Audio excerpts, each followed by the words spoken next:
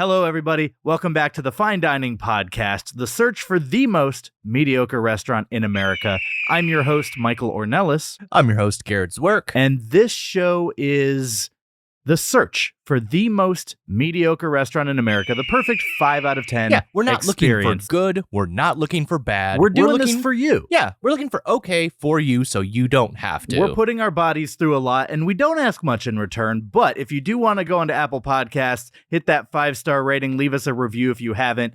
It would be very much appreciated. For those of you listening to the podcast for the very first time, we do break down a restaurant and evaluate it based on its atmosphere, its service, and its food. So it's not just about the food, it's about the entire in-the-door, out-the-door experience. This week, we went to Planet Hollywood at the Tom Bradley International Terminal at LAX. Because I guess I thought that would be funny. That just sounds absurd. What? Like there's one Planet Hollywood left in all of California, and it's at LAX. I mean, it's already a very touristy place, so we knew that there aren't a lot, but we wanted to hit a place that is a little bit special, but we didn't hit it alone this time. No, we didn't. We've got a guest with us, a friend by the name of Steve Moulton. You might know him from Sharknado, from I Think You Should Leave as a member of the Turbo team. Give me a third credit, Steve. Well, I very recently played legendary 601-pound wrestler Haystacks Calhoun in Young Rock Season 2, Episode 7. Oh, yeah. Did you smell what The Rock was cooking? I didn't. I was sent to Australia to film it, and he was still here in the United States, so I could not smell what he was cooking. The scent of his cooking wasn't strong enough to go over continents. I mean, we're talking 7,000 miles, so it didn't waft over. He's got 6,000 mile strong cooking. That's true. That part's true. Fine dining party of 3. Well, there definitely were some distinct smells, but we'll get into that when we go into first impressions. For now, our table is ready. Your table is ready, follow me. Have you tried our chicken breast? Serving pancakes and ribs, I recommend the spaghetti. We're here to satisfy, not to impress. Your table is ready, complimentary butter and bread. These walls have road signs, knick-knack, cowboy hat, good luck cat, autographed guitar, some crap from your city. Behold the tchotchke of mediocrity. Fine dining, just fine dining, fine dining. Letters on the sign are shining, neon flickering, irregular timing. Identify the perfect 5 out of 10. Fine dining, fine dining. First impressions. So we're going to cheat a little bit because usually our first impression is from the point that we first see the restaurant. In this case, it kind of took us a while to find it, but I want to back it up even further because, I mean, it's all kind of one big thing. The drive to LAX. Y'all arrived at my home at 10:30 a.m. Garrett, we arrived back at 4:30 p.m. This was a 6-hour start-to-finish ordeal. Now, that's LA traffic for you. I live, about 45 minutes from LAX. It definitely took longer, and especially once you get in that airport loop. Ugh. No way. God. I'm shaking. I hate LAX so much. I was shocked that we ended up getting in as quickly as we did because we got into the loop of LAX at noon, like literally right at noon. So it already took almost an hour and a half to get there. And I was like, okay, from this point, look at the clock. We'll see how long it takes. And we get around. The international terminal is literally at the halfway point around the loop. And we get there and we realize, shit, I think the entrance to the parking garage is downstairs. Do we have to finish this entire traffic loop, get off, get back in, go downstairs, and then drive there? I was freaking out. But thankfully, we were driving. There were some cones. We saw a dude with the vest. We were attending to the cones. Yeah. That was his job, guard the cones. He was the guardian of the cones, and he gave us a little mercy pull. Merciful. That's good. And, he gave maybe a little bit of an eye roll. He didn't have attitude. He was very helpful, but it was definitely like okay, I'll let you in. I'm not supposed to. They may be out of spots, but go ahead and look. And so probably truly shaved, half an hour? Oh, at least. Easily. Yeah. And we we pull into the garage, luckily get parking pretty quickly. Still takes a while just to traverse the parking garage, get downstairs, find the right crosswalk to go over because we can't go across that same bridge that we were let into by this. Oh God, I wish I could make the proper Thor reference. The guy who guards the gate. Heimdall. You guys are nerds. You both just chime in. Yeah, the Heimdall of LAX. He was too. He kind of was. Yeah. Yeah. He didn't have the majestic looking eyes, but everything else was there. True. And we get in, we go downstairs, big baggage claim, and we're like, oh, there was one of the nicest attendants outside by Very the parking lot. Shout out to Lawrence. He was like, we wanted a little video for social media of us just going into the airport because it's such a ridiculous place to go for a restaurant. And I don't know if he was a guy who guides people to transportation options. I feel like or some maybe parking security, Yes, something like that. Who knows? Super nice guy, offered to take our video while his coworker was like, we can get fired for that. and he was like, I'll do it. After that information came out. So Lawrence, That's I commitment. hope you still have your job. If you don't, We're sorry. if you don't, we're sorry. And so he took a little video of us walking in. We walk in by baggage claim, and we just have no clue. None. And No. and at this point, keep in mind, we're still kind of living on the prayer that this Planet Hollywood is accessible. Right. We don't know for sure. I've done research online and had found that it was pre-security, but we didn't have a plane ticket. So yeah, we were kind of at the mercy of, is this allowed? And it's funny, when it says pre-security, it's literally right before security. The little gated opening for Planet Hollywood is 15 feet from the escalator? Yeah. That's, if you don't have a ticket, you're not allowed past this point? Yeah. I was definitely clenching until I saw the Planet Hollywood sign. Wow. So the Planet Hollywood sign got you to declench. Maybe the most supportive review they could have ever gotten. It felt like a safe haven. I unclenched upon seeing their logo. Put that on Yelp. It is very welcoming. Now, before that, I did notice, right before we see it, we're walking through all the ticket lines, basically, and I start just smelling a very overwhelming turkey club sandwich scent. I remember that. Earl part. of Sandwiches right there, right next to Asian Street Eats. Oh, yeah. And finally, next to that, the one tucked a little bit out of view, Planet Hollywood. It's almost as if the same person owns all three of these establishments. Yeah, they actually do. When you call, because I did call in advance to try and confirm, are you accessible without a ticket? It was like, thank you for calling Planet Hollywood, Earl of Sandwich, and Asian Street Eats at LAX. Nice. So the fact that it was this big hybrid thing made that pretty clear.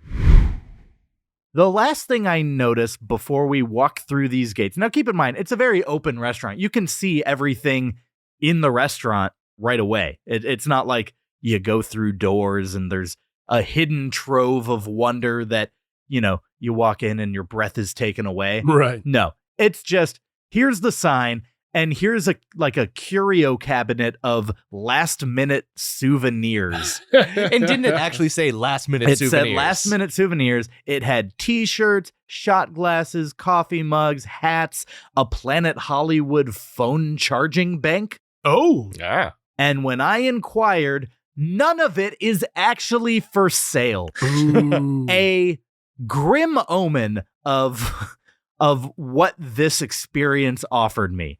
Just a lot of expectation that I guess fell short. I want to know why you had any expectations of Airport Planet Hollywood. Because it's Planet Hollywood. Yeah. And honestly, if you want to put a good foot forward for tourists, if you want to be this tourist trap of a restaurant, Planet Hollywood's not a bad choice.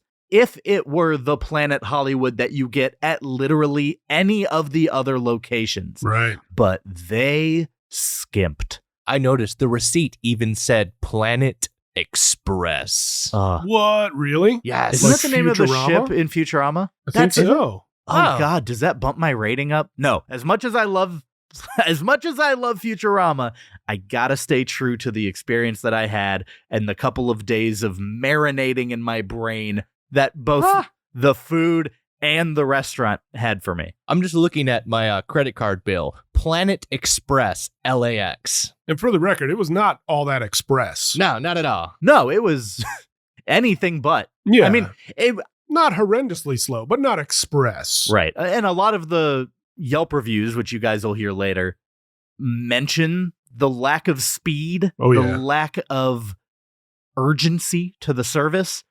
I don't think we experienced a lack of urgency. There was definitely a service desert. There was confusion. During our meal. I mean, not the entire thing, but there was a point where I was like, it's been a solid 10, 15 minutes since our server has checked Absolutely. in. So when the server actually came, I was on my hands and knees on the ground inspecting a chicken bone. Oh, yeah. Oh, we had another floor wing, baby. We'll get into that in atmosphere, but for now, I want to know a little bit more about the background of this place, Garrett. Let's jump into this week's Resty Fact Roundup. You know how your mom hates the whip? Oh, yeah. How about we do some camera flashes for this one? The paparazzi are showing up between every single new fact. I'm into it. The first Planet Hollywood opened up in New York City in 1991 with all of the fanfare that you would expect with Arnold Schwarzenegger, Bruce Willis, and Sylvester Stallone as investors. Oh, as investors. I thought you were just going to say as like they were present for like at the ribbon cutting. Originally, as the concept, there was a 17% share allocated for celebrity investors. Not a bad idea. Planet Hollywood, after all. Did you get in on that after Sharknado, Steve? Definitely not. Sharknado, as much as I love it, certainly didn't pay investing money. All of these people that were at the event had investing money. Nice. Some of the people were Elton John, Donatella Versace, Chris Farley, Chris Rock, Christian Slater, Melanie Griffith, Wesley Snipes, Anna Nicole Smith, Cher, and lots of other A-listers. That's a pretty darn good guest list right there. I feel like maybe only Chili's had the same level of prestige on their opening, if I remember correctly. I see conflicting reports of whether or not Jack Nicholson was involved in this. Oh. There are some photos of him at the Keep event. my name out of it.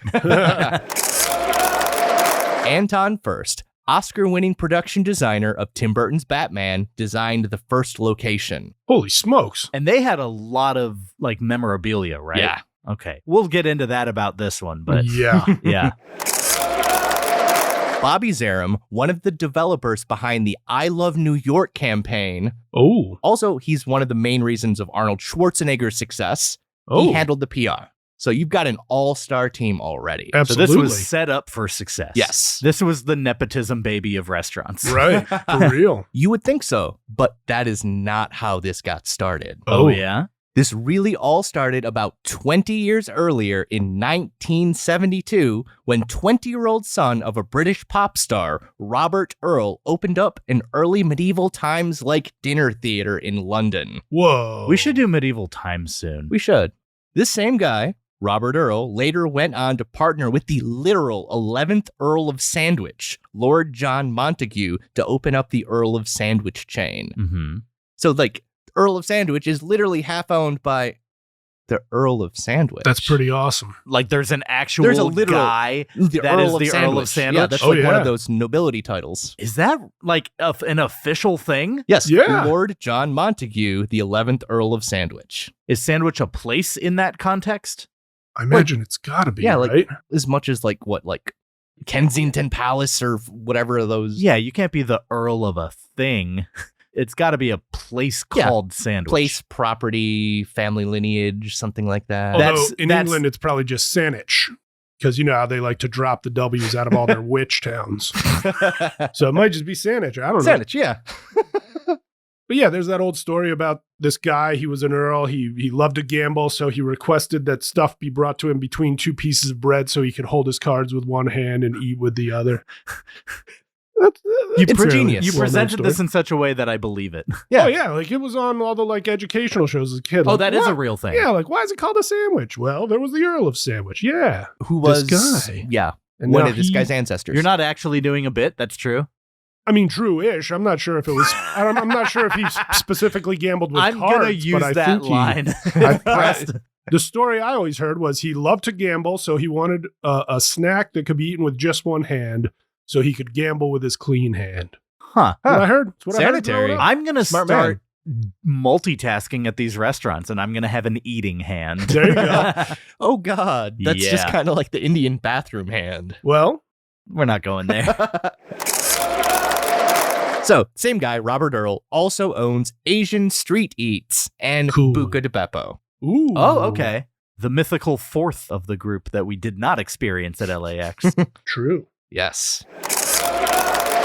Robert Earl also opened up other theme eateries in the late 70s, including Talk of London, Shakespeare's Tavern, and the Cockney Club. So then he moved to the States in the early 80s in order to sell his restaurant concepts to Disney during Epcot's development. Good thinking. Which is interesting because Planet Hollywood is in Disney Springs in Orlando. Yes. But hey, deal fell through. Oh, it did. He moved all the way to Orlando for nothing. Oh. He decided to stay because he's in Orlando now. This is like chain restaurant Mecca. Yeah. Right. So he started his businesses there. Insert some corporate buyouts here and there by some other companies with some names such as Pleasurama Ooh. and Mecca Leisure. Mecca, like mechanical leisure or like the Yeah. Mecca of leisure? The Mecca of Leisure. Oh, It's okay. like the most I had the same leisure question. place. I was like, is this robotic? Right. Or Relax, relax. Eventually, he ended up running the entire eastern region of Hard Rock Cafe. Checks out. Not bad. So he absolutely kills it. He's the ultimate hero of Hard Rock Cafe. Yeah. He gets like 5 stars, excellent on every single one of those restaurants. On the way, he connects with Keith Barish, the producer of Sophie's Choice, 9.5 Weeks, The Running Man, Whoa. The Fugitive, and more. Wow. So the two of them together, So he's linked into movies now. yes. Yeah, And now you see how Arnold Schwarzenegger got brought in. absolutely. Yeah. Yes. Get to the restaurant. Okay. So the two of them develop this concept, then they bring in all the celebrities, and then this brings us back to that 1991 Manhattan grand opening. Cool. Everything was just an instant success after that. Well, obviously, they're sinking millions and millions and millions and millions of dollars into this. They have celebrities, they have the best of the best doing everything. 3 more locations opened up in the next year, and 2 more in the next, and 5 more soon after that, including the Mall of America. Mhm. Nice. Each one of these is a hit. So how many did it balloon up to at its most? Do you know that answer? Yes, I have that. At its peak, there were 87 restaurants in the late 90s. Cool. For Planet Hollywood alone? Yes, Wild. Not bad. all over the world. I would not have guessed even close to that given what their footprint is now. Right. Well, the downfall started not long after they opened. Really? Hard Rock Cafe proceeds to sue Robert Earl and Planet Hollywood, accusing him of theft of industry secrets. Oh. Because you know what? He was still working for Hard Rock Cafe this whole time. Was he really? Yes, he opened Ah. up Planet Hollywood and he's still working for the competition. That seems like Whoa. a sloppy move because they are two sides of the same coin. Yeah. Whenever you hear one brought up, you always hear the other one. So Right. like, it doesn't surprise me that the same guy is involved with both. Yeah, But they settled out of court for an undisclosed sum. of course, Yeah. as it always is. The Las Vegas location in the Forum Shops at Caesars opened in 1994 and quickly became the company's largest and highest grossing location. For the grand opening there, over 10,000 people, including George and Barbara Bush, were in attendance. And this was in 94, so this was like Right, right after his presidency. Right. Wow. The Planet Hollywood Resort and Casino opened up in 2007 and to this day does not have a Planet Hollywood restaurant in it. That's What? so odd. Yeah. I noticed that when I was looking up Yeah. locations. They have something close. It's the Hollywood Cafe that sells Planet Hollywood menu items. Right. But I looked into this more. It's highly probable that a contractual agreement covering proximity of locations with the Simon Property Group, the people that own the Forum shops, is the reason for this. This happens all the time. You lease a spot from a mall, you lease a spot in a strip mall, you lease anything. Chances are, if you're a retail location, there's going to be some form of a non-compete agreement in there. Yeah. And I look at it this way. What's Planet Hollywood going to do? Just break the contract, lose their highest grossing location, and gain nothing but naming the restaurant they already have a different name from it. That's so weird. Sadly, there are just 5 Planet Hollywood restaurants left in existence. And I can name them all, baby. Whoa. Tom Bradley International Terminal at LAX. That's 1. Orlando, Florida. That's 2. Las Vegas Planet Hollywood Resort and Casino. That's 3. That is ish. Not Well, across the street. The across restaurant. the street from there. Qatar. That's 4. That's 4. Malta. That's 5. Yeah. There was supposedly a New York City location that was supposed to reopen in 2022. It hasn't yet. Is it still in the works as far as you know? I found no news saying whether or not it is in the works to reopen because They just gave up on it. They're like, we don't like California. We're East Coasters. it's kind of like the LAX one. Our server told us it had just recently reopened in like October, November. Of 2022 after the pandemic. Yeah, they were down for a while. Sounds like 2.5 years. Good for them for getting back up at all, I guess. Yeah. They also opened up a cafe for sports, the official All-Star Cafe, and they hired Wayne Gretzky, Joe Montana, and the Lord of Endorsements himself, Shaquille O'Neal, to be investors. Shaq, my boy. All-Star Cafe. Yeah, Are there a lot of these? it's done. Oh, Yeah, this is man. I was like, let's add it to the list. If that place didn't have a burger called the Shack Attack, no wonder they're out of business. They also teamed up with Marvel. What? They made a superhero-themed restaurant, Is it also gone? but it only lasted a year. Oh my gosh. Planet Hollywood went public in 1996 with a strong opening and initial success. Their highest stock price was actually the very first day. Oh, no. It got Whoa. up It's to, all downhill from here, baby. Yikes. it reached a peak of $33 per share. Unfortunately, by 1999, the stock price had cratered to $1. Woof. Ooh. Soon after that, the company filed for bankruptcy. Is that when it closed like all those locations? Yeah. Hmm. Yeah, after they filed for bankruptcy, they were delisted from the New York Stock Exchange. Dang. Of course. From A-list to D-list.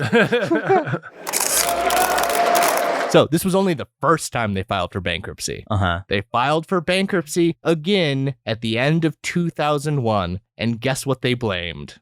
9/11. Yeah. Woof. Yeah, blame terrorists for your shitty product.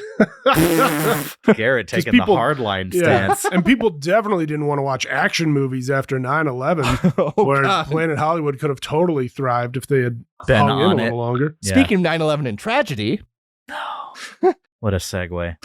at the grand opening of the Moscow location, one of the patrons fell to his death from Oh. the roof. That sounds like a very Russian Fell thing to to or happen. was thrown from the roof? I read fell to. Okay. It could have been was thrown. All right.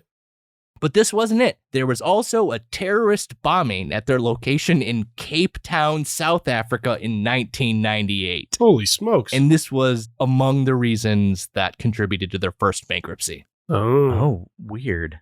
People just wanted to stop going there because of it, or was it like bad PR? That was Because I imagine people would rally around it. It was bad PR. Also, another main factor was Robert Earl wanted to expand the business at a rate of 30 to 40% each year. Oh, wow. Each new restaurant cost $2 million to open. So he's opening 10 plus a year. So every single time he's dropping $2 million. And these restaurants aren't recouping the costs fast enough. Yeah. Investors are already seeing this. The stock price is plummeting. You all know where that goes. Right. The Planet Hollywood business future doesn't look any brighter today as the restaurants slowly reopen after the pandemic, just like the LAX one. Yeah. Like with the New York, there is no date. I mean, is at least the Orlando one booming in any way? Because they're literally in Disney Springs. Yeah, like it's... I feel like that one would presumably be the last to go. I would assume that would do as well as any restaurant that like in Universal City or a place like that. I don't know, but I guess that does it for this week's Resty Facts Roundup.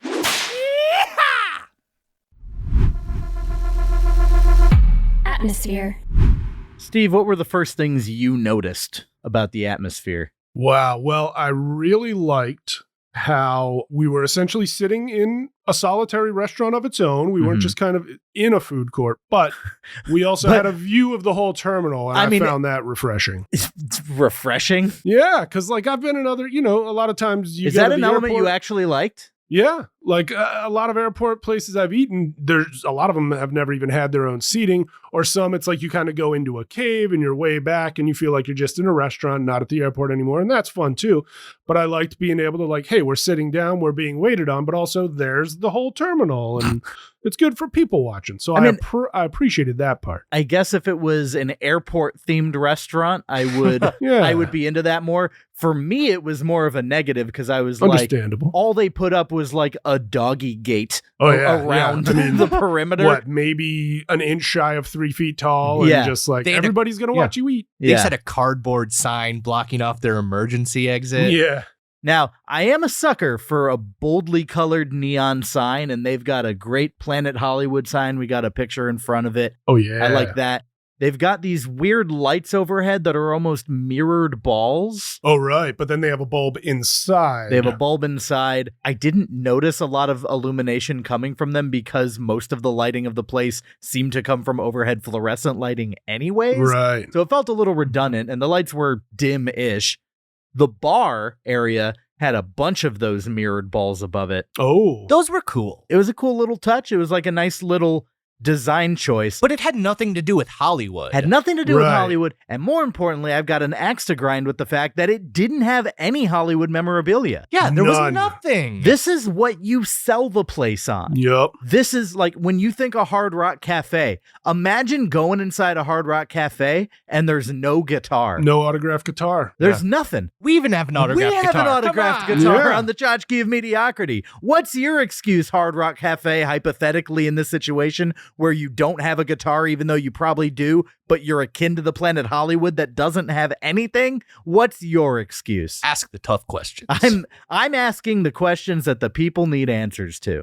It really fell short of the expectations I had of the place. It's an airport terminal, sure, I get that. Even an express location, even though it is not expressly expressed. Right. That it is that. It doesn't say Planet Hollywood Express on the sign or anywhere or when you Google it or any of that. It's literally just at the top of our check and on your credit card statement. So, that's a far cry from how they're presenting themselves. And I was bummed at the lack of any memorabilia. Right. Have some movie posters up for at least a Schwarzenegger or a Bruce Willis or a Stallone movie, or one of each, for crying out loud. Yeah. Have something that says Hollywood. Well, Yes. I mean, Planet Hollywood. Well, I mean, sure, the word is Yeah, there, but and it the didn't- merch that you can't have. Yeah, exactly. So I guess it just melds into becoming part of the atmosphere because you can't actually have a tangible thing. And I Right. was ready to. I'm always looking for stuff to add to the tchotchke of mediocrity, which if it's your first time listening to the show, the tchotchke of mediocrity is this awesome scoreboard that we have that keeps track of all of the restaurants that we have been to so far in search of the most mediocre restaurant. Currently, in the lead, Applebee's at a 5.02. Ooh. Very freaking close. So go on our social media and you can check that out. That's right. We're on Instagram at Fine Dining Podcast. We're on TikTok at Fine Dining Podcast. And you can email us whatever you want, finediningpodcast@gmail.com. We might regret that, but I don't know. Maybe we won't. Decor aside, another part of atmosphere is the people around us. And Garrett, you noticed the first weird person.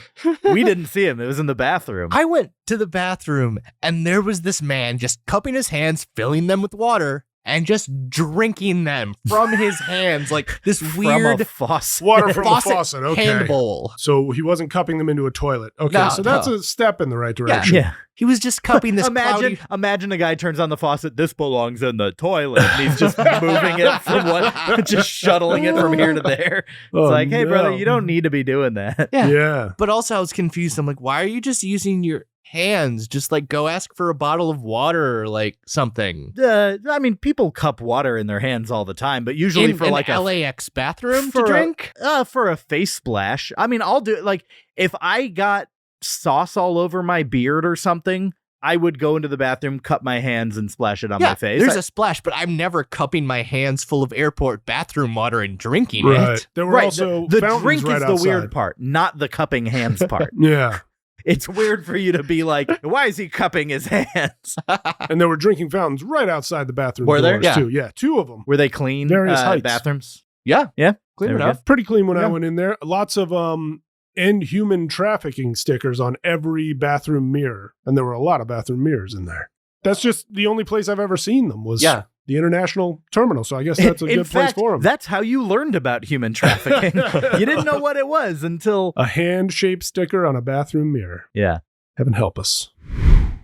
Then back at our table, I did notice just a couple of construction workers just kind of staring at the cash register. I thought they were watching a TV, but looking at their eye lines, like they were just full on like those reflective yellow vests and hard hats, and they were just standing staring at the register. I wanted to buy him some shots because the concept of drunk construction workers at LAX is hilarious. Just drinking on the job. Yes. It's probably happening even right now. Yeah. It might have been what they were there for. Yeah. I don't know. Now, Garrett, you did mention that you were on the floor looking at a wing at one point.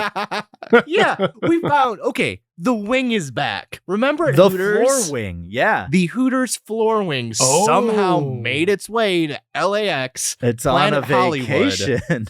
Yeah, it was just underneath Steve's seat, and it just felt like this antagonist from our past is back to taunt us.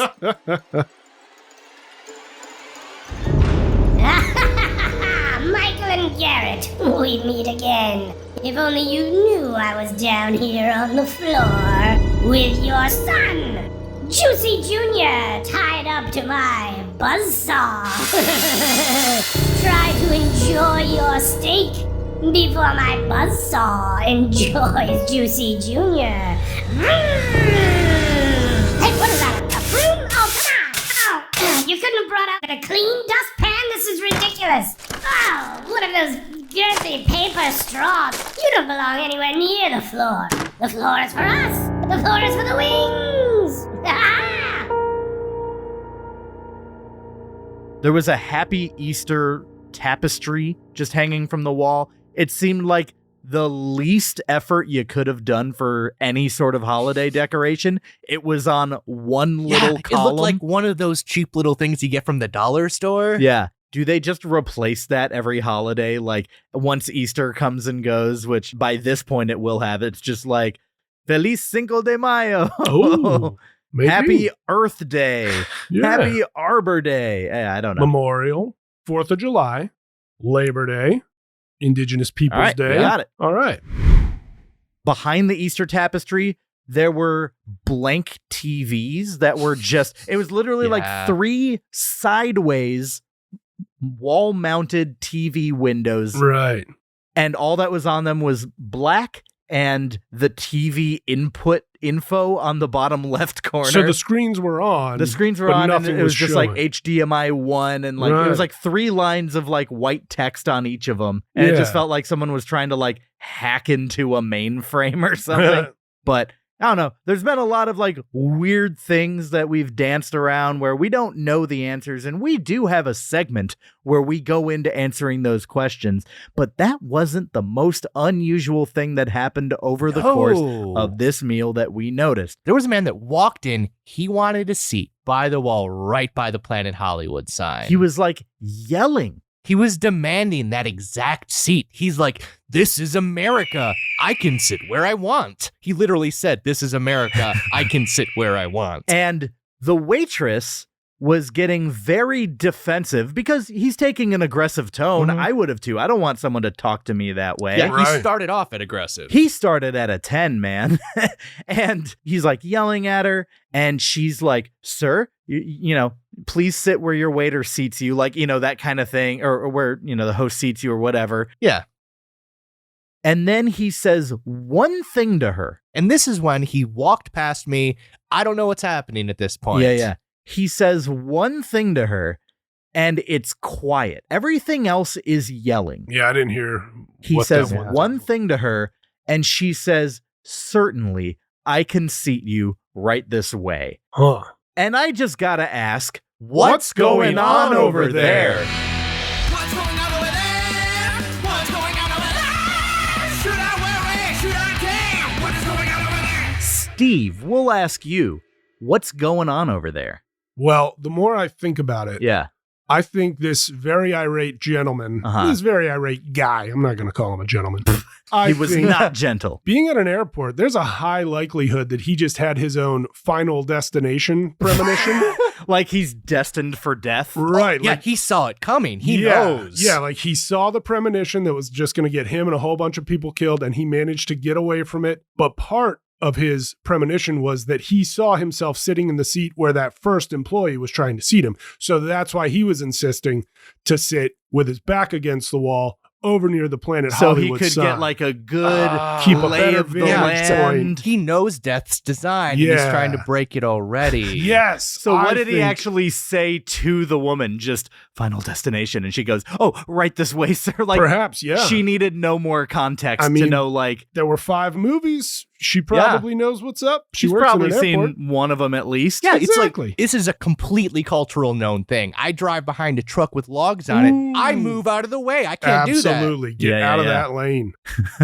Yeah. And what he didn't realize is that no matter where you sit, eating food at Planet Hollywood's gonna make your heart explode. So it didn't make a difference, but luckily we left before the mass heart attack Oh, incident. right. I don't know. All he did was upset the order, so we don't know if we're still in this design. Oh God. Ooh. This man has ruined our own destinies. Maybe. Potentially. But as shown in the movies, death likes to move in a particular order. So Until they get to him, we're fine. Yeah, no. yes, exactly. Yeah, yes. or until like once one of us goes, Ooh. we know. Oh gosh. Yeah.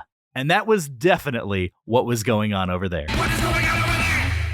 I saw a gaggle of pilots in the wild. I believe that is the Official term. official term Yeah, for a they group of fly, pilots. geese A gaggle. fly, a gaggle. Yeah. Yeah. There were at least a dozen of them just grouped up in this circle. I don't know what they were saying, so I walked up to them, started videotaping them. Yeah, why would you do that? You have no chill. That's a crazy thing to do. I thought it was really cool. This was the first time I've ever seen a gaggle of This pilots. isn't a zoo where you can just pull out your camera and start taking pictures or But video. isn't that what literally people watching is? Oh man, imagine if they started throwing shit at you as a defense mechanism. no, like Throwing little they're air, like little, geese. flight They have wings. tiny teeth. They throw Yeah, flight little wings captain's at you. wings. Get You- back! Yeah, Get get away. No! You're just like stabbed with the pointy corners of the Oh, wings. love it. Yeah. Could you tell if they were from all the same airline or different airlines? I couldn't tell. They just Okay. all had the pilot uniforms on, Yeah. and none of them looked like they were pleased with me being there. Yeah, Fair I enough. wouldn't be.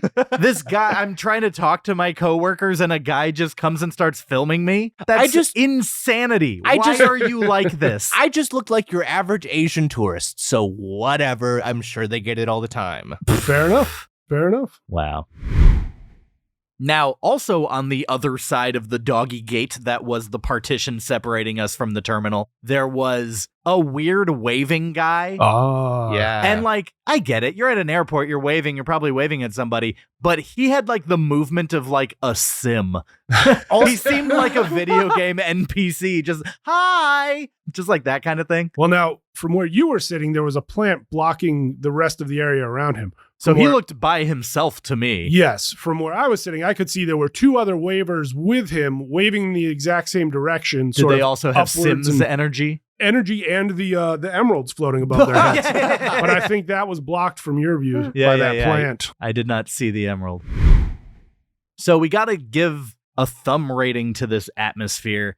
This was not Hollywood. at all. Right. I had an expectation that this place didn't deliver on, and I thought being in an airport, being people's impression of Los Angeles, Right. they would have doubled down and been all about memorabilia. So the complete opposite direction, that hampers my rating quite a bit. Yeah. 2 thumbs down on atmosphere for me. And also, I know you and I differ on this, Steve, but being in an airport added nothing but stress to me. I understand. See, I'm giving it only 1 thumb up. Up. I want to give it 2 up, but I just can't because it's Planet Hollywood. There was nothing Hollywood. You There have were such a few- positive demeanor. It's like your default is 2 thumbs up. Maybe that's true. Maybe I'm being too generous. But there were a few names on the menu that were like the LA whatever, the California Crunch thing. The I had a drink called the Blueberry Takeoff, so I guess that's an airport reference. But Yeah. like nothing that really said Hollywood. Those 3 blank TVs, they could have been showing movie trailers. Yeah. They could have been just occasionally showing pictures of movie posters that then changed every few minutes. But nothing. You're an Hollywood idea at all. guy, Steve. Yeah, you have the solution. I'm You're gonna the see it. brains. Well, I have ideas. I don't know if I have solutions. I have ideas sometimes. All right, Garrett. I have the same complaint as everyone else. This is a Planet Hollywood with no Hollywood memorabilia and nothing other than one sign that indicates that it's even a Planet Hollywood to begin with. Right. Yeah. And it's an LAX, like the worst place on earth. Right. Like, oh, God. Ugh, 2 thumbs down. Ugh. Service. So we interacted with a few people on the service team. We did have a primary waiter for the whole time. That almost never happens with us. They quickly want to pawn us off on other people. Yeah. But that doesn't mean we didn't meet a couple other characters along the way. Our server, he had airport restaurant server energy. It was Sure. kind of, I just want this to be over with. I assume you're in a rush. But if he's assuming we're in a rush, I don't think he did a great job. The fact that we weren't in a rush made me not bothered by the pace of the service. Yes. But We if, were pretty clearly not in a rush, if though. we True. had a destination, I would have probably torched this service.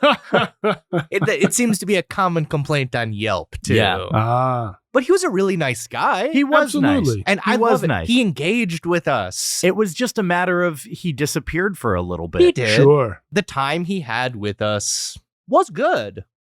I remember it fondly. I do. I like it when a server gives us inside information on the restaurant, just like, okay, well, this is when we just reopened. I asked if there was a new GM. No, same GM, complete staff turnover. I asked him if they have a tip pool. He said no, everyone keeps their own tips. I like it when they answer questions. But it's also a, hey, we don't pool tips, so tip me well. Like, I Very don't know. true. There's always an undertone of if they ever talk about tips, it feels like they're asking, which Yeah, we're but good I tippers. asked. We're good tippers, but it's still a thing where I'm like, I don't know. I don't want to be reminded I specifically asked him if they have a tip pool. after he was just bringing up, I work for tips. So I don't know. He was kind of the one bringing his own finances into this, and it just makes me feel a little Oh, awkward. no. I think I did bring that up in the beginning, or else he wouldn't have mentioned that there is tip the pool. big reason he went into it is because toward the end of our meal, he went into, I get off in 15 minutes. Is there anything else? Do you want me to close you out? Like with the implication of otherwise I have to split with another Right. person. That completely went over my head. On the other hand, he works in the international terminal. Lots of people in other countries don't even know that tips are supposed to happen. So Yeah. maybe he was like, I better just mention it. Better safe than And with sorry. that's a really Eric good giving point. off Asian tourist vibes, Yeah. taking pictures of pilots, maybe that's what cued him to be like, I should say I something. should say something. And to be fair, we were surrounded by a lot of Asian tourists. Oh. Yeah. I blended in. There was. Speaking of blending in, Steve, Yes. you're 6'5". Yeah. You're not a subtle man True. to notice, and I was also wearing a bright red t-shirt. we had a guy bring extra silverware to the table who Yes. couldn't seem to find you. He didn't seem to know Yeah. where to put He was my just like, I don't know where to silverware. put this. And he just kept looking back and forth at me and Garrett when Steve is right there next to me. Are This we like his mammoth wards or of something? a man. Yeah. Are we what? Are we his wards? Oh, Yeah. maybe that's it. Yeah. maybe he was like, do I send it to one of these two and then they let him have it? How does it work? Well, there was the table gap too. So perhaps did that have a added table to his gap. confusion. Table gap, Yeah. dipping in the gap. Yeah, I made a little song that brought me joy about how our chicken crunch honey mustard Sauce. dip was dripping into this Into the table gap. abyss between tables, I'd say it was what, maybe an 1.5 gap. seasoning Yeah. the floor wing. Yeah. Exactly. Oh, if only it had hit the floor wing. If only. Floor wing. Mm. We did have one aspect of the serving experience kind of shine through, and it gave me Olive Garden vibes, Garrett. Oh. It made me wish that someone else had been our server. Yes. There was this guy who, heavily tattooed, Heavily. just a charisma about him, a delight with every interaction. And he had blue nail polish on, and I dig the vibe of any dude that rocks nail polish. You're automatically a cool person in my book. He had such a positive energy. Yeah. And I was just like thinking, won't you be our server? Yes.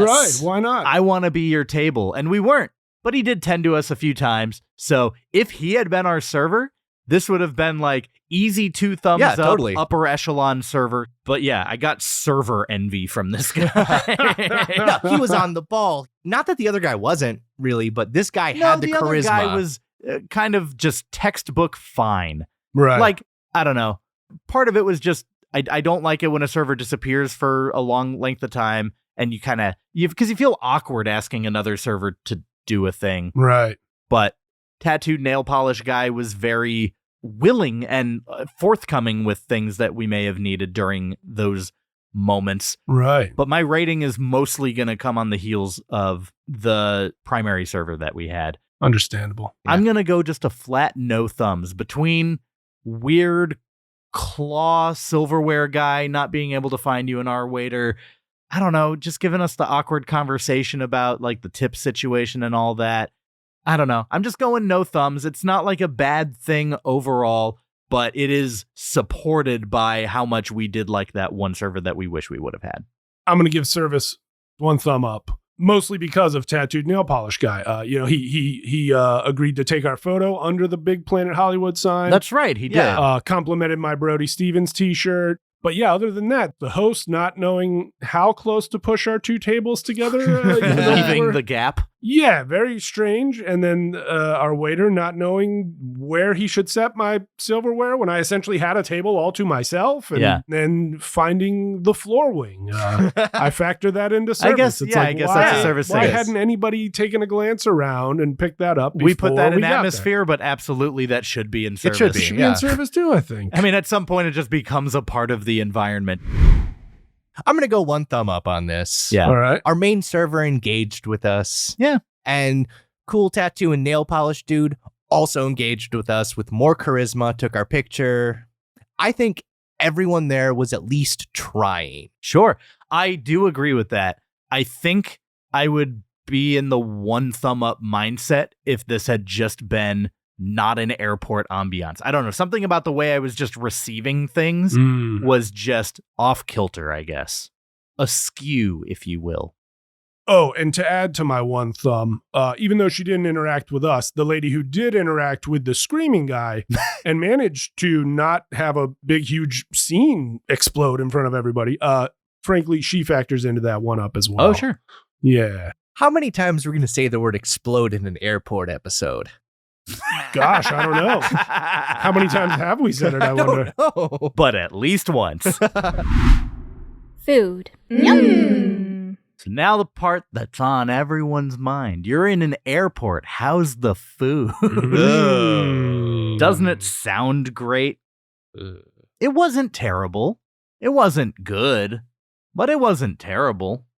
I don't for know. yourself. Oh, that's right. Oh, I just right. remembered what you ordered.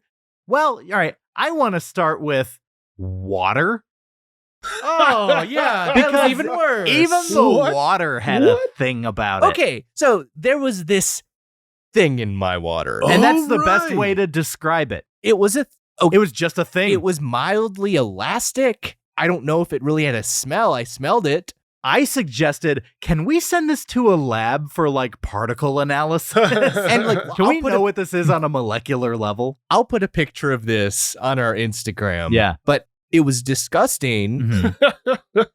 Oh, Steve, didn't you say it looked like bacon? I think Michael. I said it Okay, looked that like was bacon. you. I Suggested picked that. up a piece of my bacon and I was like, this seems to match it in both shade and consistency. Yeah, it looked like bacon if it were like gummy bacon. Yeah, and you did ask, does your water taste like lemon? Because neither of our water had lemon in it. No, Right. my And water yours my tasted first like it? water tasted like lemon. So and hopefully that's the answer, and it was just like old lemon rind that was flavoring it. And there's no way that was lemon rind. I'm just being hopeful. I'm not saying I'm right. And the amount of lemon flavor in my water, if From that just much that came little from that, piece. oh. Yeah. To me, it looked like maybe like one piece of shredded cheese that had gotten fried, somehow had not fallen apart. Or fell only- into the dishwasher, and then the dishwasher got really hot. something like that. And- yeah. yeah. And then wound up on that glass. And yet hadn't fallen apart, curled, or perhaps bent, but still no real idea what the hell that thing was. And Yeah. the most horrifying part about it is how you didn't realize until your drink was half down because it Right. was pretty far down into the cup. And I didn't stop drinking it after that either. Well, you know, at some point there are just things about you that we know. And just like, well, I already had consumed Right. that much suspicious water. Might as well just keep it going. Right. Oh, and what you consumed it through, I want to give this week's Oh, yes. This Is Way Too Much award. This is The straws were some girthy straws. For These sure. were some like milkshake straws, but they were for water. Oh, they were like boba straws. Yeah. They were way too much. They were way too much. You don't need that for water unless they're admitting that there are chunks of particles that you're going to need to Oh. consume. And that, my friends, is way too much. What do you think? Centimeter of diameter on those things? Maybe. Yeah, Pretty I darn don't know. wide. And then paper. So halfway through your drink, you need a new one. And- I was able to take a picture through the straw. That's oh, right. yeah. Now, we are still on the topic of drinks. Steve, Yes. you turned up a little bit. Turned up a little bit. Skipped the water, went for an iced tea with a slice of lemon and a specialty blueberry cocktail. takeoff. The blueberry takeoff. The And- airport themed alcoholic beverage. Yeah, and it tasted wonderful. I'm a big fan of blueberries, so maybe I'm biased, but that first and second and third and fourth sip of that thing were perfect. And you said it was pretty strong. Yes, I was expecting weak. I was expecting them to be like, when this guy's about to get on a plane, let's not get him too lit up, you know. We And it don't was want the him. opposite. Yeah. It was the opposite. They're like, he's about to get on a plane. Yeah. Let's get him real lit up. I guess so, because yeah, that thing was nice and strong, especially, you know, after that long ride to LAX, that blueberry takeoff was mighty fine. And now, a word from our totally not made up sponsor. Oh, hi there. It's your favorite sponsor, Jub, and I am back with another idea for you. You a bartender who works exclusively at airports? Well, maybe you should consider taking money under the table from flight attendants who don't want to deal with difficult customers. That's right, there is a market out there for flight attendants willing to pay pretty good money for you to load up and knock out passengers that they think look like trouble. Like the guy who's smashing his obviously too big carry-on into the little measuring cube that tells you if your carry-on's too big and refusing to take the hit. Go extra heavy on his Bloody Mary and he's not getting anywhere. Or the lady with rotten feet who kicked her shoes off at the gate and you know she's gonna do the same when she gets on the plane. Ma'am, here's an entire complimentary pitcher of sangria, courtesy of that guy. She's gone. They're all gone, and then it's smooth sailing. I know it's not actually sailing, it's a flight, but you get the gist. So if you're a bartender and you don't have an ethical dilemma against raising the ratio of alcohol in your beverages with the direct intent of causing people to pass out, call me, not on a phone, try skywriting, and I'll find you. Okay, bye. I would easily give the blueberry takeoff 8 out of 10. Oh, that's a good drink. My only complaint was that some of the blueberries got trapped down below the ice, and so I couldn't eat them. I could only pulverize them. You had a girthy straw, so I had the Maybe girthy that's straw. why they have the girthy straw. Well, here's the thing. The blueberries were nice and fat and huge, so the girthy straw didn't even help me get more blueberries. Damn. The first blueberry I tried to get out with a spoon fell to the floor. That's how I discovered the wing. The floor is for the wings! Ah! we got the world famous chicken crunch, Yes. is what they call it. Now, on this menu, it's in a martini glass in the picture. I Yeah. was so excited. It looked Very. like they It looked bring out cool. just a comically large martini glass with chicken tenders in it. Mm-mm. Not what they did. No. They had a custom wire basket that is chicken shaped. Yes. So it's clear that, like, this is the intended presentation of it, but why put it that way on the menu? Unless it's just because Oh, yeah, no, I remember. it's a skinny airport menu and you're saving I space. asked the server. Ah. He said they used to do that, but too many people broke them, which, Ooh. well, obviously. Yeah. Makes I guess sense. that makes sense. Yeah. And the bright red chicken-shaped basket was fun. It was Yeah. a good consolation of a presentation. Yeah. I appreciate it. It wasn't like, we're out of martini glasses, so here's a Tupperware. Right, Like, right, you right. know, they still put some effort into the plating. At least they Right. didn't just like cup their hands and bring it to us. Yeah. Or, Or have that other guy cup his hands. Yeah. why are these chicken tenders soaking in your hand water? Ugh. So about the world famous chicken crunch, I thought it had a really thick skin. It was almost like a fried pork skin almost in Oh, terms yeah. of how thick it was. It's like chicharrones. I didn't expect it from a chicken skin. The quality of this chicken seemed like you had gone down the frozen food aisle. Yeah. It was really Tyson-esque. It was very Tyson-esque. Mike Tyson himself prepared these chicken wings. Mike Tyson himself did not pulverize these chicken wings. You Yeah. can tell. And he bit their ears off. Gross. I thought they were okay, given how, I guess, cheap of quality the chicken seemed. I Right. still went 7 out of 10. It was tasty. The mustard sauce, Creole mustard. Yeah. the Creole mustard sauce added quite a bit. It was Yeah. a very Yeah. delicious little sauce. It came with green onions and shredded carrots. You know, Garrett's carrot allergy. Whatever, I didn't eat them. Yeah, it was separate enough that you were able to avoid them. 7 out of 10 for me.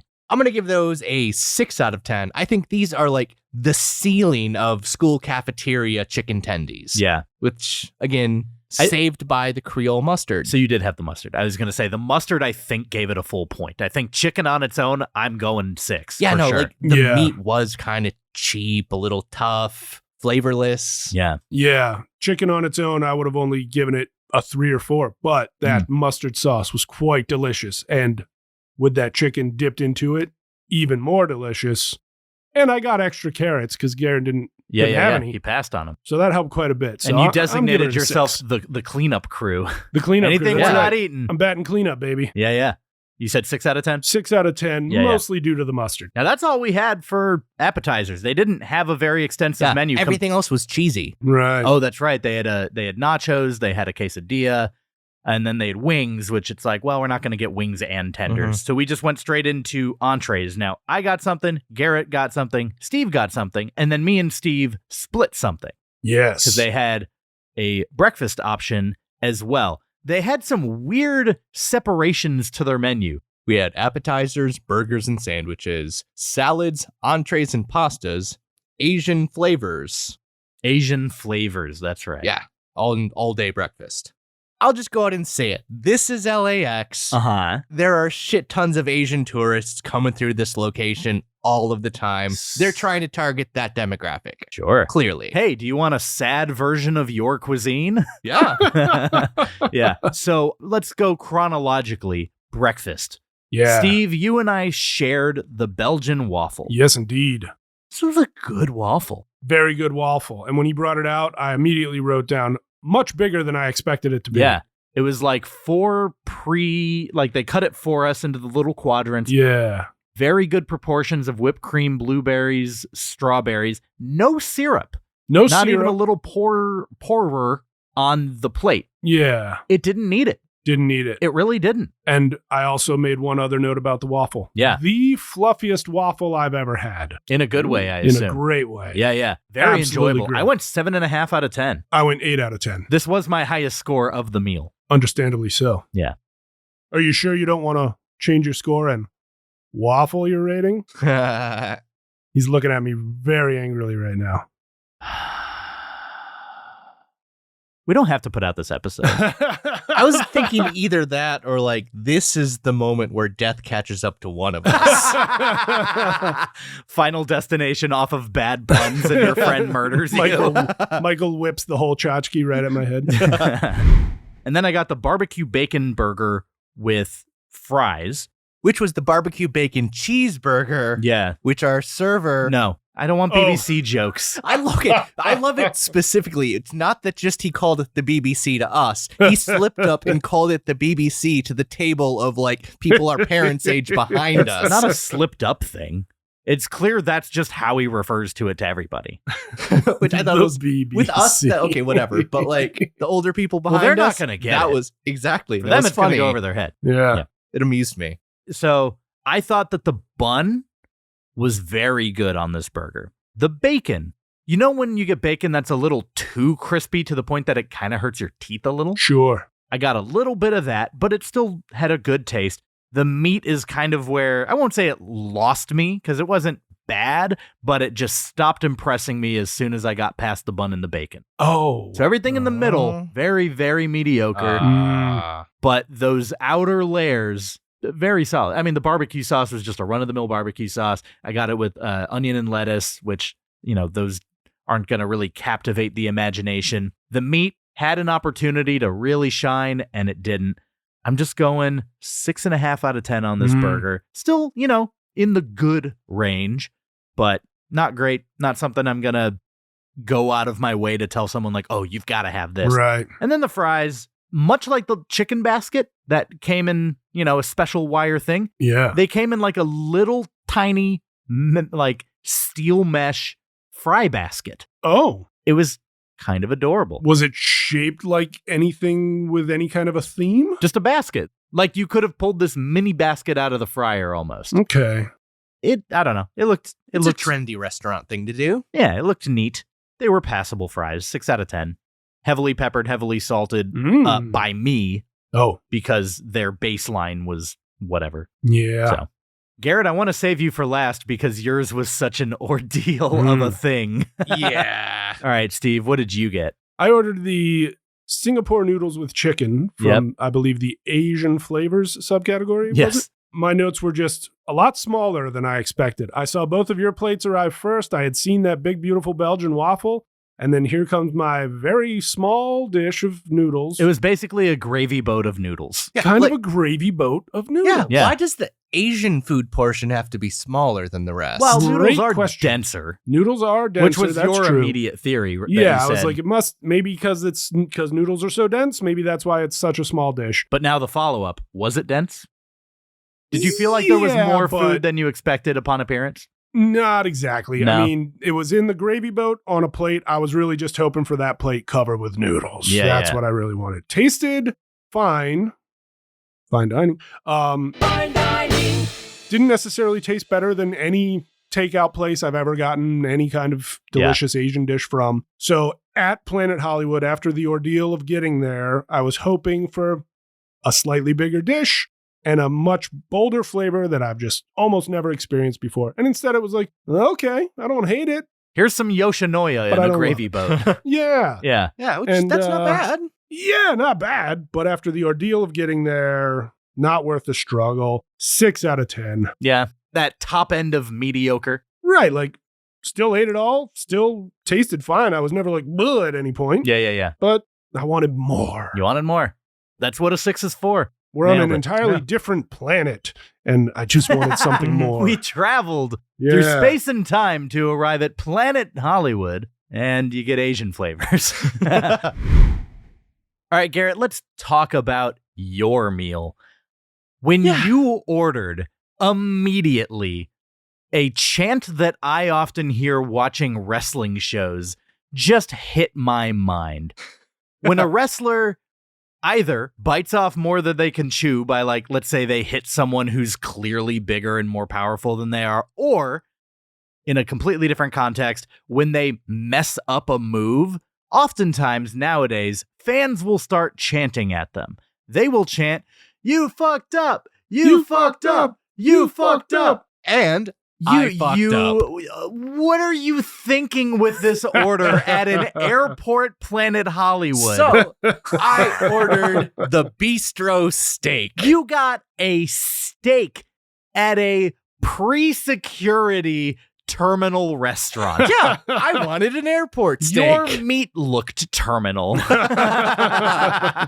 like, I thought this would be funny. Like, let's have the worst thing I can find. It was funny. It reminded me of your chicken fried steak at Denny's. It was just as gray. If there has ever been an apt comparison on this podcast, that was it. Yeah. So normally I get my steaks rare or medium rare, but this time I went wild. I want this medium because it's an airport steak. And I think that's where you went wrong. I'm like, I don't trust the cut of this meat to begin with. You kissed goodbye any chance of edible meat the second you asked for medium. Yeah, like, I'm just used to ordering a certain doneness and having it arrive a half notch below that. Yeah. Like, I feel like that's standard practice. Not above. And instead, this thing arrived medium well done. Oh, yeah. It was just shoe leather, gray. There was no sear on this. It was just brownish gray.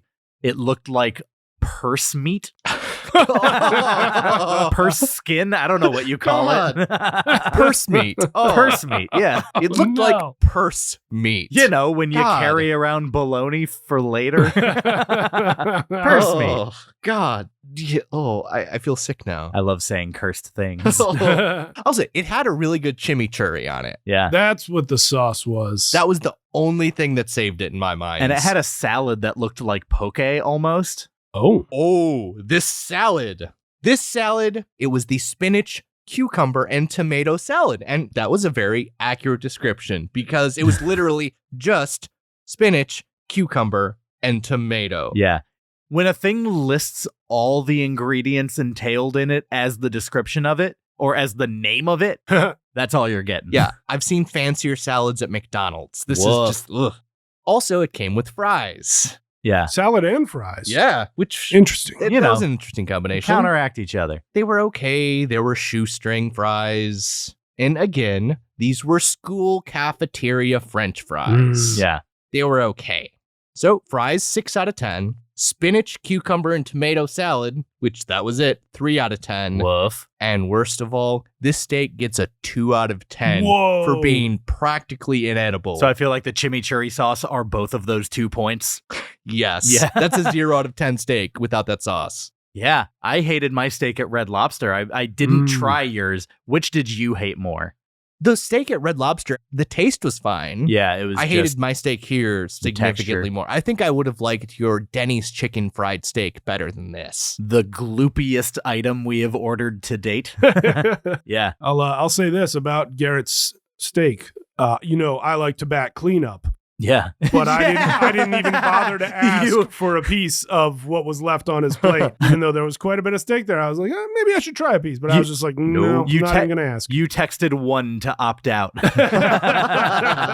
You were like, unsubscribe. I'll say one good thing about this meal, though. Yeah. The fries that were underneath the steak that were soaked in the steak juice and the chimichurri. Okay, I could see that. Those are really good. I could see that adding to it. All right. That was a great part of the meal. Now, we did get dessert. We finished up with banana pudding, our third banana pudding of our podcast journey so far. We got Rudy's Barbecue in Austin, Texas, and their banana Nilla wafer pudding is up there. Yeah. Now, the next stop, we got Lucille's, came in a big mason jar, so the presentation was a much bigger focus than the taste. Rudy's was just all taste. Lucille's, they oversweetened it. It seemed like it had like a condensed milk They were almost all in about it. presentation, no substance. They were trying to And quantity. present this wonderful dessert for us, Yeah. and it just didn't back it up. There was nothing behind the story. Especially coming off of Rudy's. Yeah. So now we have what I would call the middle of the pack. All right. Better than Lucille's, but It's not in the Rudy's Ball House. Ball house. Ball house. What am I thinking of? Wheelhouse. Wheelhouse or ballpark. ballpark. It's not in the ball house. You know what? From now on, that's the expression I'm using. Yeah, I'm going to go with a 7.5 out of 10 on this banana pudding. I had the Belgian waffle as the best thing, also at a 7.5. Desserts just get a little bit of a bump for me because I like sweet. I like sweet things. This 7.5 is probably the best case scenario for this banana pudding. It had logistical issues. Mm-hmm. It was in a jar on a plate, and the jar had a caramel drizzle because they just like drizzled over the whipped cream on top. Oh, yeah. And it just got all over this jar. So you're using like 2 fingertips from opposite directions converging to try and hold this thing in place. And then you got to use one of those hands to grab a spoon and hope that you don't push this thing off the plate it's on, Right. but also you don't want to push the caramel glaze, the sticky sauce, all over your hands. Right. But there was one clean spot on that glass to grab. True. Yeah. The handle. Oh, yeah. There was a handle. There was a handle. The best part about this thing is it had Nilla wafer crumbs in patches throughout it. And I don't know how you get it mixed in that I don't well. think those were Nilla wafers. They, to me, definitely tasted like Nilla wafer. I got more of like a shortbread cookie flavor from it, like specifically Girl Scout trefoils. It did have full-on banana chunks, which I liked. The first bite I had was a very mild flavor. It got better throughout, which is what raised my rating. Initially, I had it at a 6.5 out of 10. It got that extra point by getting just a little bit sweeter the deeper I went. Yeah. So I give the banana pudding 8 out of 10, mostly because you guys let me back clean up on it. So I really got a healthy sample. Yeah. I got a real nice big chunk of banana towards the bottom.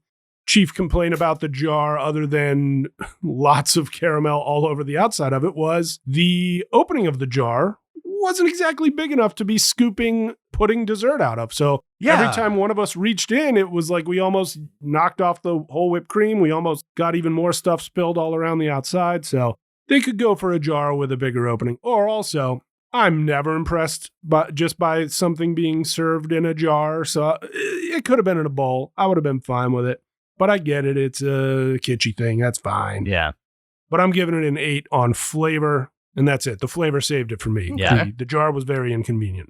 I'm going to go 6 out of 10 on this. It's not too sweet, very mild, less Nilla wafer flavor, more shortbread crumb cookie.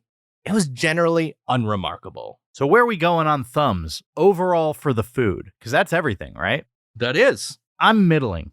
There were so many things that had potential to be like a home run, to be in my ball house.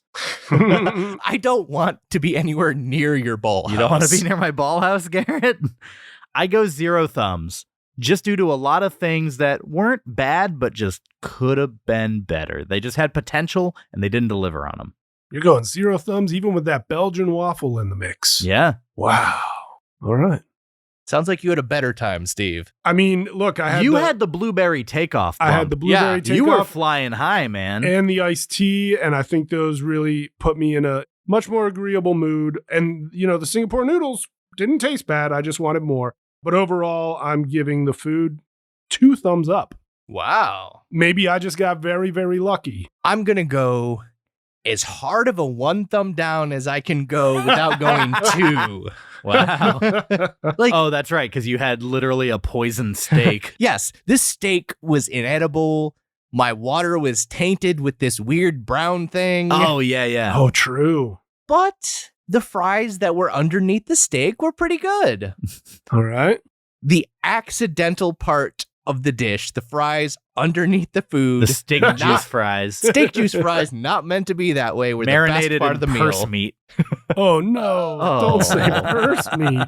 But hey, okay, if purse meat juiced fries taste that good, I will have them every time. If purse meat juice fries are wrong, I don't want to be right. Yeah. God. Oh. All right, so that's all of our thumb ratings. All over the place between us for food. Yeah. We got to rate this place, but before we do, Let's hear what other people had to say about it in this week's Yelp from Strangers. We need a little Yelp, a little Yelp from strangers. A 1-star, 2-star, 3-star, 4 or 5. So get a little Yelp, a little Yelp from strangers. A little Yelp. Give us those complaints while you literally whine and die. Yelp! Okay, it is time for Yelp from Strangers, our segment where we read out our favorite 1, 2, 3, 4, and 5-star Yelp reviews about the place that we ate. 1-star review. I'll get us started with a 1-star review. Yeah. Let's, Best first. Let's go. live in negativity. Mhm. This is from Joe C. on February 7th, 2019.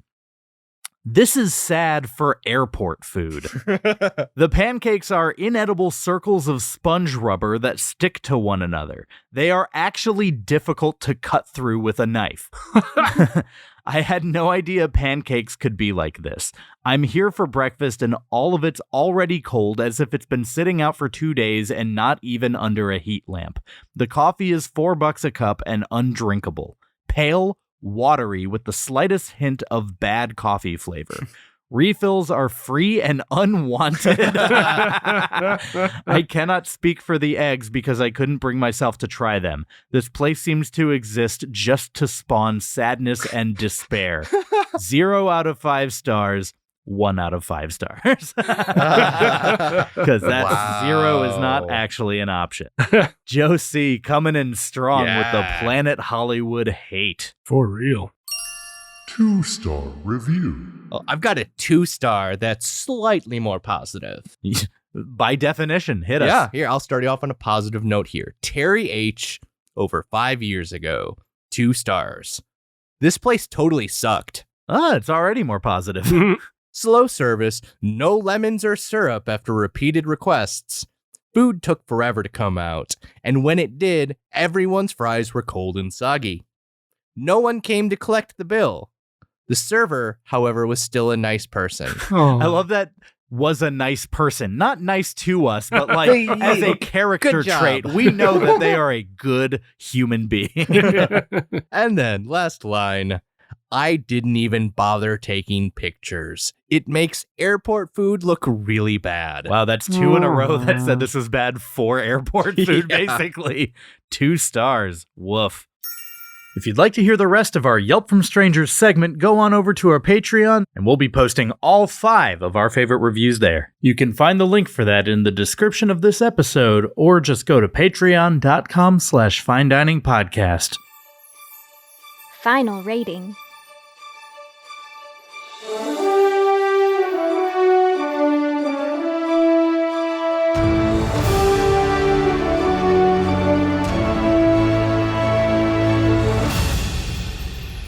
We gotta score the place, guys. We gotta give it a number, and we gotta slap it up on the tchotchke of mediocrity. Steve, you're our guest. Why don't you go first? I had a very positive experience with Planet Hollywood. You were drunk off your ass. I mean, I had one blueberry takeoff, and it definitely got the landing gear up. Let me tell you, definitely got the landing gear up. Didn't even have to use the bathroom during the flight. No kids menu and no Hollywood memorabilia anywhere in sight. Yeah. And that originally my number score was going to be 7 out of 10, but then after factoring a few more things, ratcheted it down to 6.69. Oh, Steve, you rascal. That's the blueberry takeoff talking. I thought that this was the very bottom of what I would call mediocre. Ooh. Now, we have a zone for that. It's called the zone of mediocrity. It is 4 to 6.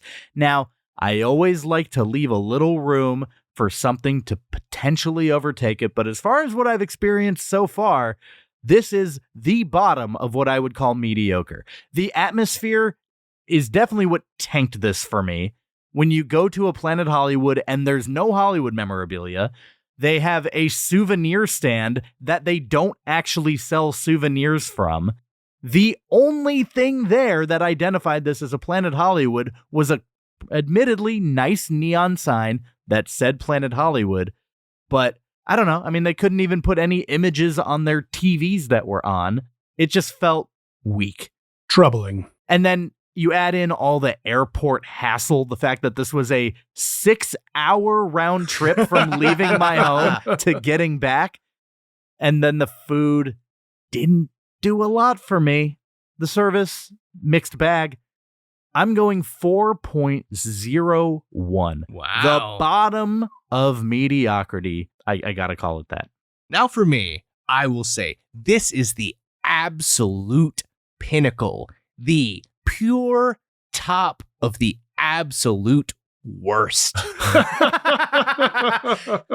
This, Hold on. Can I guess your score? yes. What is my Ooh. score? Based on what I just said, it sounds like you're about to give it either a 4 or a 3.99. This is the best worst possible. Uh-huh. 3.99. Nice. It's just 1/100th of a point better than what I gave Cheddar's. Okay. Shatters.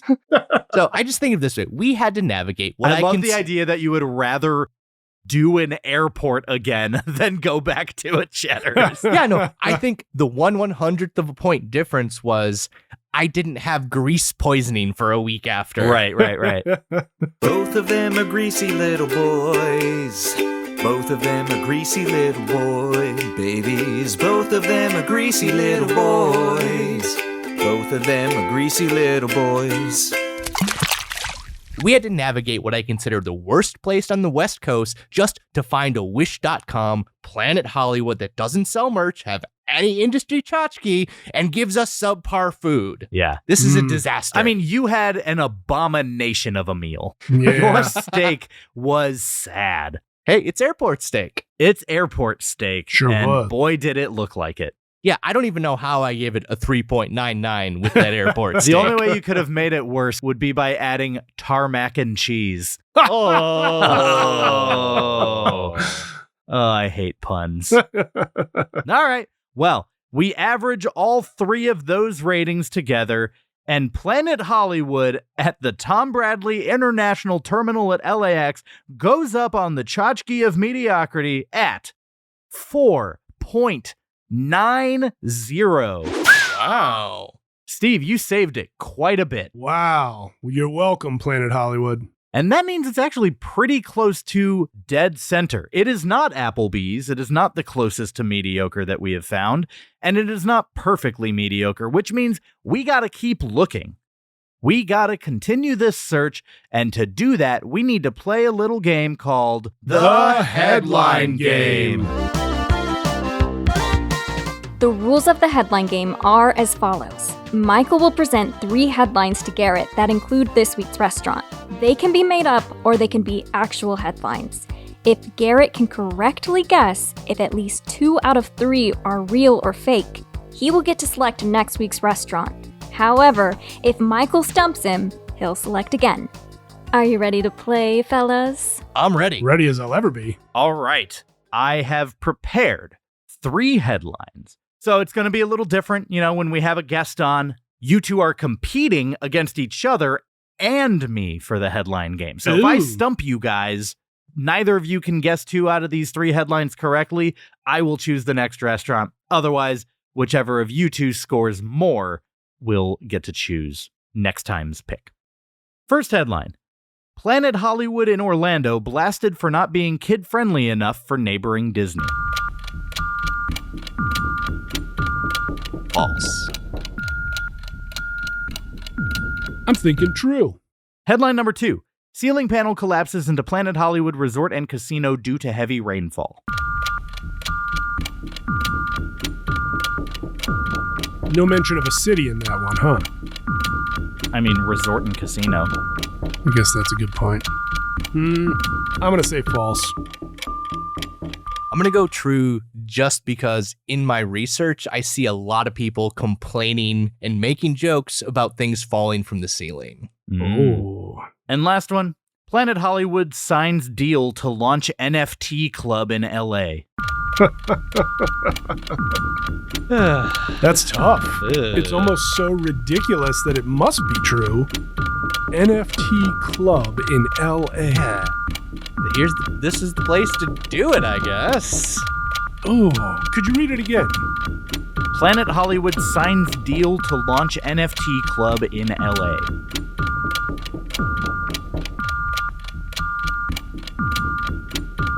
It's got And that. you guys are out of time. Oh, We have never run out of time before.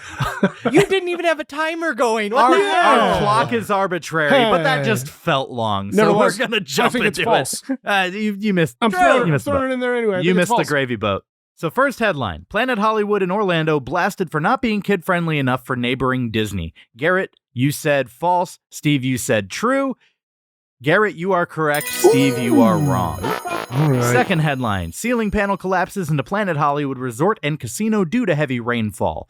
Garrett, you said true. Steve, you said false. Garrett, you are correct. Steve, you are wrong. Garrett, where are we going next week?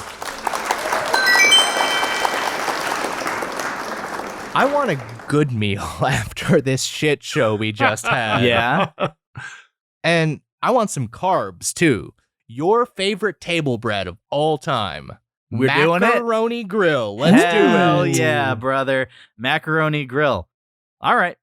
Thank you guys for joining us for this week's episode of the Fine Dining Podcast. We did not find the most mediocre restaurant, but we did find a fun time with our guest, Steve Moulton. Oh, yeah. Steve, is there anything you want to plug or tell people to follow you at? Oh, follow me on Instagram, Twitter, or TikTok at Big Steve Moulton on all three. Not wrong. You are a large, what's the guy from Harry Potter? Hagrid? You're a Hagrid of a man. It's true. I'm cool with that. I've gone as him for Halloween before. Oh, nice. Big Steve Moulton on all three of those, and releasing on Netflix May 30th. It's been officially announced. I Think You Should Leave, season 3, and I have filmed a new character for it. And Oh, that's hell all I'm yeah. allowed to Ooh, say. yeah. I might be cut out. I don't even know, but I filmed a new character. I'm hoping I'm still in there. I've got to say, it is one of my favorite shows. Oh, I thanks, rewatch man. it so often. It's easy And to rewatch. every time I see the Turbo Team sketch, I like point at the TV and I'm like, I Oh. know him. Oh, you do the Rick Dalton point? Yeah. well, thank you for keeping the ratings up because I love it too. Yeah, well, thanks for joining us, Yeah. Steve. Thank it you, was It's been a Steve. blast. Thanks for a delicious blueberry takeoff. You're welcome. Follow us on our social media at Fine Dining Podcast on Instagram and TikTok. Subscribe to our Patreon. You get a free episode every month that no one else gets to hear. Oh, yeah. And on our Patreon, you can check out our Panda Inn episode. Yeah. The inspiration for Panda Express, And local the place. still the parent company. Yeah, they're all like under one umbrella. Fancy Panda. Inn. Fancy Panda Express. What's not to love? So go check that out. We're going to keep looking. We will see you all next time. But in the meantime, have a fine day. The search continues. We still need the perfect five. The search continues. Like and subscribe. The search continues. Our journey did not conclude. The Mother Effing search continues. Write us an iTunes review. And hey, while you're at it, why don't you go ahead and make it 5 stars, huh? Come on. Follow us on TikTok, the same on Instagram, all the socials at Fine Dining Podcast. We have a website, finediningpodcast.com. Buy our t-shirts, then put them on. And don't forget, you can always suggest where we go next. Okay, we're going to find it. Mediocrity. The search continues. See you next week.